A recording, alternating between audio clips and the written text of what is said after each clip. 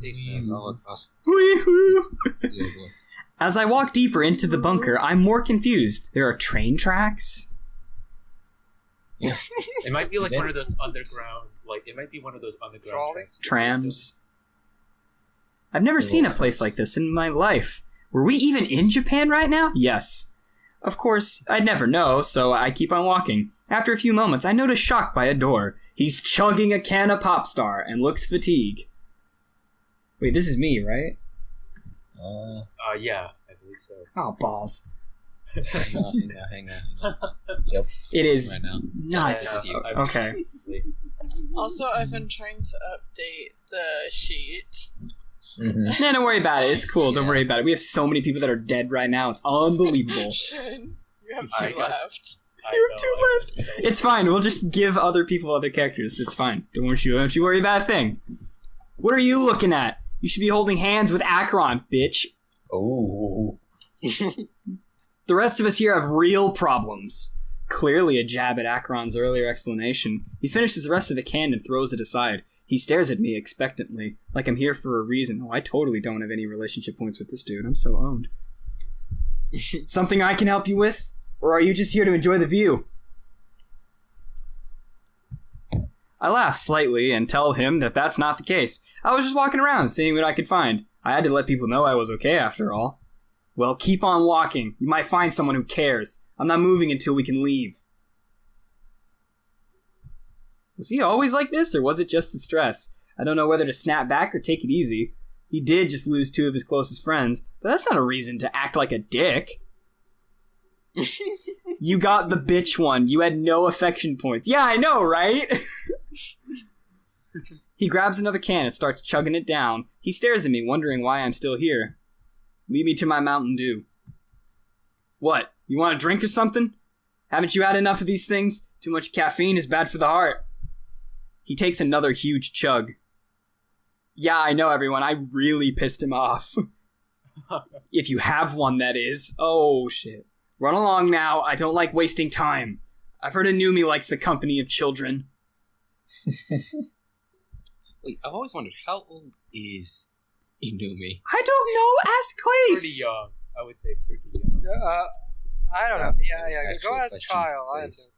I quickly walk out before I snap back at him. He must be in the anger stage of grief. Apparently everybody is telling me that I totally fucked up with Shock. I think so. Yeah. I have no clue where your universe is going to go into. That, or he's an all-around jerk. I barely even talked to him, so I'd never know. Oh man, your bond with Shock was not strong enough. I love how that "not" is super caps right there. It's like it wants you to know you fucked up.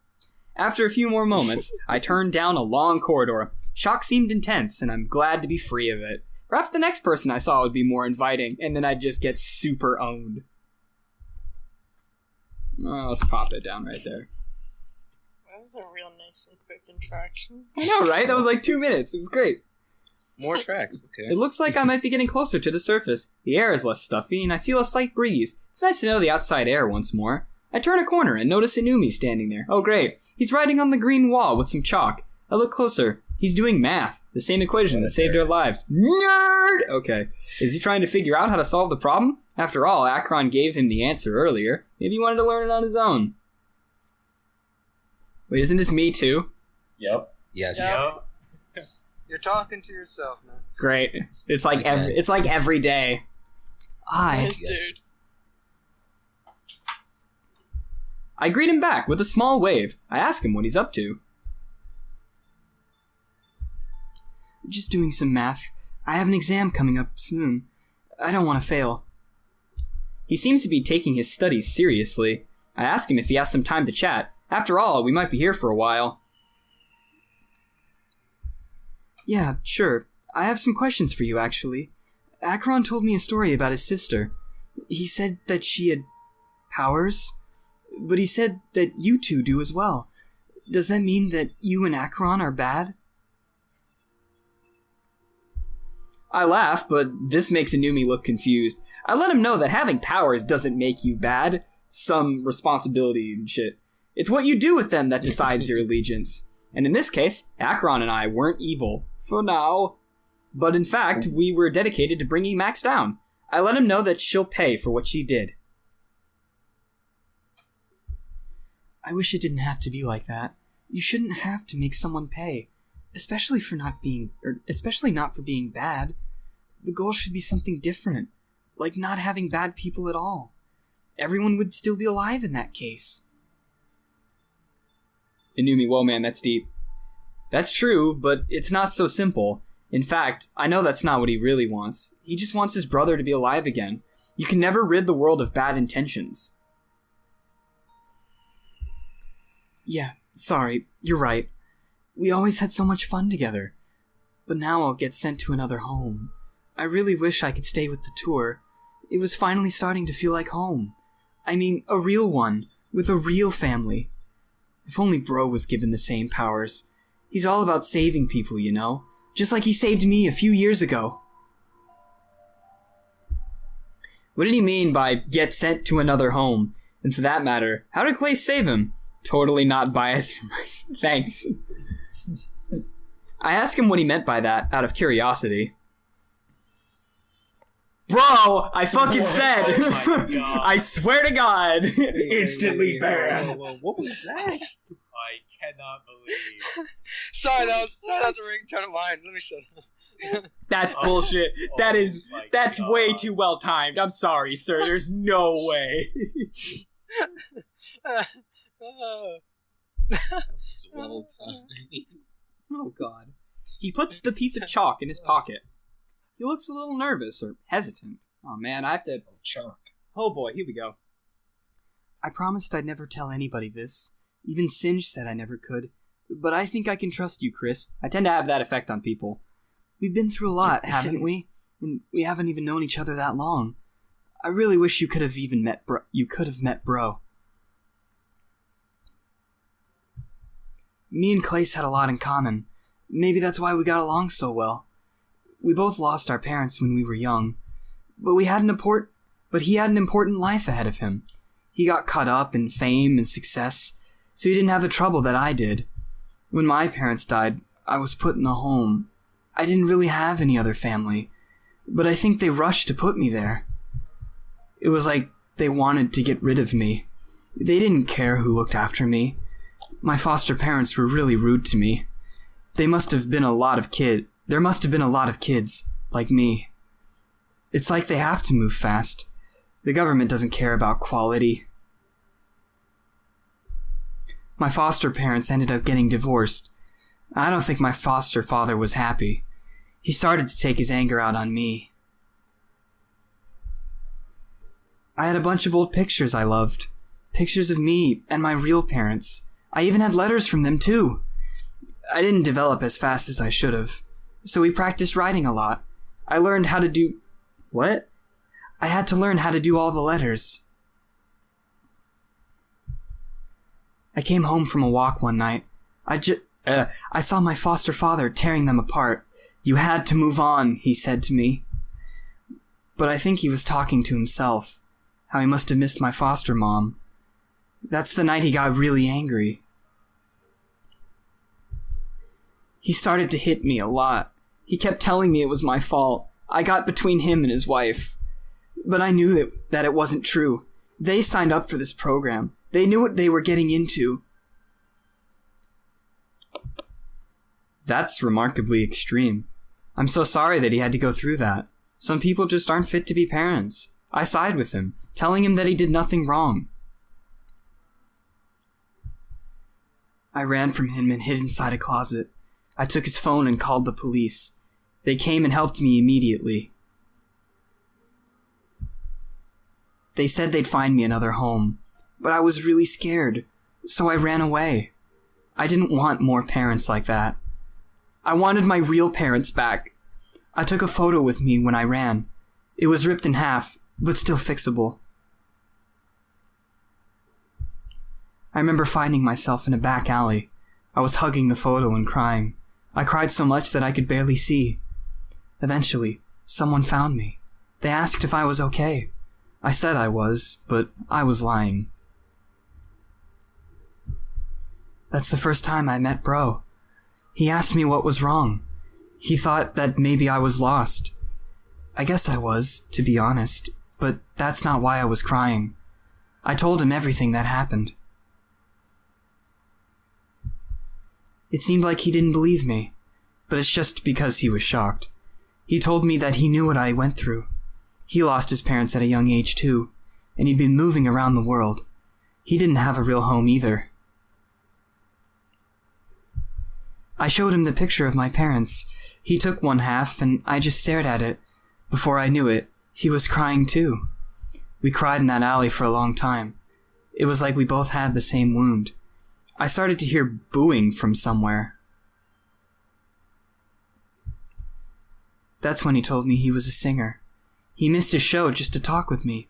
They were booing since he wasn't there. So he canceled an entire concert just to help Inumi? I don't know if that's noble or irresponsible. Either way, leaving Inumi alone would have been bad. It seems like they bonded over childhood tragedies. I heard his music before, on the radio, but I didn't know what he looked like. I was surprised when he told me who he was. These people are always so happy. They have lots of fans and money. You don't ever picture them crying. But I never really saw him cry since then. So it must have been a really rare thing. He promised me that things would be okay. He said I'd find a family again. Sometimes you just have to wait. He told me all about his new family. He toured the world with awesome people. They all looked out for one another. That was exactly what I wanted in my life. I deserved better than what I had. It wasn't my fault that my parents died. Why should I have to suffer for it? I was stupid and asked him to bring me. I wanted to have a family like that. He laughed and said he couldn't do that. But for some reason, I didn't believe him. When he left the alley, I followed him. It was dark, and I didn't want him to be alone. He said he'd watch me until morning, but then he'd have to bring me somewhere. He was on tour and had to get going. That's the night I met Singe. He was so mad at Clace. He ditched his entire audience. Singe said Clace was just starting out. He couldn't afford publicity like this. He'd need a really good excuse. So Clace told him everything. How we met in the alley, how I needed help, how we even how we ended up crying together. The excuse was enough for Singe, but the audience needed a reason. They deserved to know what happened. I mean, they paid to see Clace after all. I'd be mad too. I'd be mad too if I wasted my money, especially if I had no idea why. Clace said that he had to be open. He'd tell them exactly what happened. Plus, it would come off as good PR. Stopping to help an orphan boy? It doesn't get any nicer than that. I remember them getting into a big fight. Singe thought it wouldn't be good enough. Clace would have to do something more. That's when he decided to take me along. But it seemed really weird to me. Was I just an excuse for the audience? Because just a moment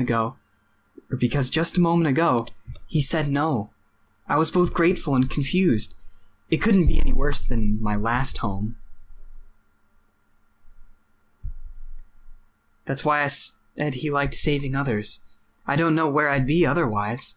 Maybe at another home, getting hit again. The government programs don't even care. You're just a number they want to lower. They'll put you almost anywhere they can. So I guess bro adopted me. And it probably seems weird and sudden, but you'd understand if you were us. Two victims can connect on a deep level. You know exactly what their pain is like. I felt his and he felt mine. But he was in a position to help, and I couldn't just turn him down, so I ended up going along. Singe made a statement to the media. He also filed out all of the paperwork. The audience was very understanding, especially since they'd reschedule the show. So none of their money would go to waste. In the end, it seemed like everybody won. That's how I got involved in the tour. That was a few years ago, now. Clace, Shock, and Rocker got way more famous. That does make a lot of sense. It would explain why Inumi thinks they're brothers. But I have to agree, it was a little odd. That's a big life change for just one night. But I can't begin to assume what they felt. Perhaps in the moment, it was the right thing to do. The world is full of weird stories like that. It only mattered that everybody was happy in the end. It was really cool to travel the world. I got to see all sorts of neat things. And I got to see how cool Bro really was. The audience always cheered for him as soon as he stepped out on the stage.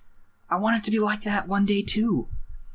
I looked up to him. He taught me so much. He even helped me get my homeschooling done. I still had to graduate, like everyone else, but I had a big happy family, just like I always wanted. Well, except for when Singe is mad. He laughs softly, and I do as well. Bro even taught me how to write properly. I was finally at the level I should have been. So I started to write letters to my parents. I knew that they'd never get them, but it made me feel happy either way, like I was actually talking to them. I remade the letters my foster dad ruined, but this time they were perfect, just like my parents would have wanted. And I taped the ripped picture together. I keep it framed by my bed all the time. I say goodnight to them in heaven. Clace always said that I'd see them again, but I can look forward to seeing him again too. We'll all be one happy family up there. Until then, I'll write to him as well. He walks away and goes back to the wall. He resumes his math after pulling out the chalk. So that's the story of how they all got together. And I guess how they got pulled apart. He told me he was studying, but he definitely wasn't. I saw the equation, and I knew what he was doing. But I wasn't about to call him out on his bluff, especially not after he opened up to me like that. So I wish him good luck as I start to leave. I look at the time on my phone, almost midnight. The battle for the Ark would soon come to a close. Knowing that, I walk back the way I came. I must have talked to everybody here by now. Akron mentioned that Daz and Singe were elsewhere. I hope that they were okay, since times were tough. Speaking of tough times, something catches my eye. There's a chalk drawing on the wall beside me. It's a picture of Inumi and Clace holding hands. The text underneath reads, "I miss you, bro." That's the last thing I'd see before I leave him behind. Now we gotta bring it down here. I'm gonna do it right there.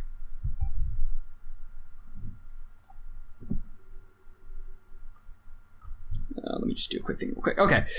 I should probably make my way back to Acheron. It was almost midnight. He'd almost won. Ryo was sure to appear, so I wanted to be there. I needed to get to Terra and end this for good. Suddenly, Maxine! I didn't run into anybody on my way back. Perhaps they branched out in search of food. The path back to Acheron was without obstruction. Maybe Ryo would know what happened to me earlier. If he was giving up the Ark, I'd need answers now. There's a chance I might never see him again. I turn a few corners and arrive back where I started. I take a deep breath before I enter the room. This might be my final opportunity to get some answers. He goes in the room and then Acheron's dead.